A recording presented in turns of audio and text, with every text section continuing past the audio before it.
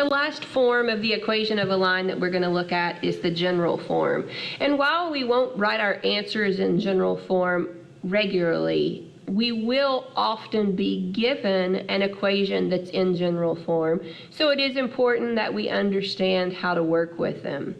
The equation of a line is in general form when it is written as ax plus by plus c is equal to 0, where a, b, and c are real numbers and a and b are not both 0.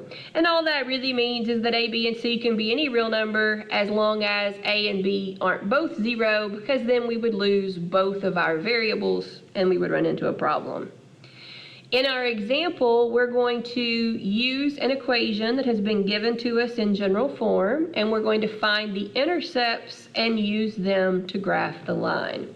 So if you remember back to our previous examples and videos, we said that in order to find the x-intercept, we are going to plug 0 in for y and solve for x, and to find the y-intercept, we are going to plug 0 in for x and simplify. So let's look at our example. We want to graph 4x minus 3y minus 6 equals 0 using intercepts. So the first thing that we're going to do is to find the x-intercept of the graph.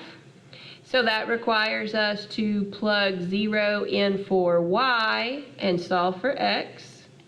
So we get 4x minus 3 times 0 minus 6 is equal to 0. So negative 3 times 0 is just 0, so we get 4x minus 6 equals 0. And we want to solve for x, so we want to get the x term on one side by itself, so we'll add 6 to both sides. And then we want to isolate x, so we'll divide both sides by 4. And we get x is equal to 3/2. And remember that the y value of the x-intercept is always 0.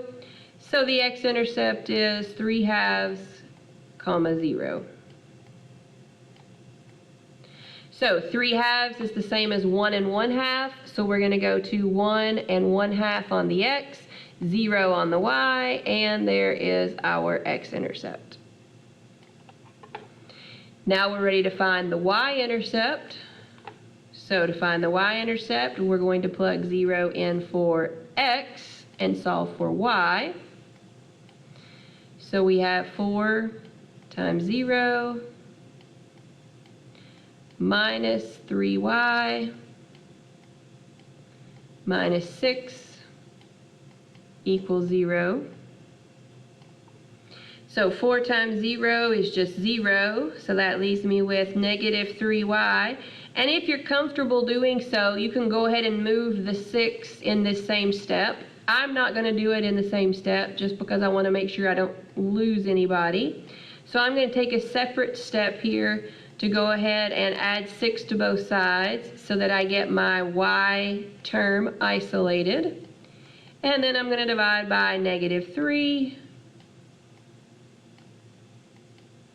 And I get that y is equal to a negative 2. Again, the x value was 0 for the y-intercept, so my y-intercept is 0, negative 2. So I go to 0 on x, negative 2 on y. Here is my y-intercept.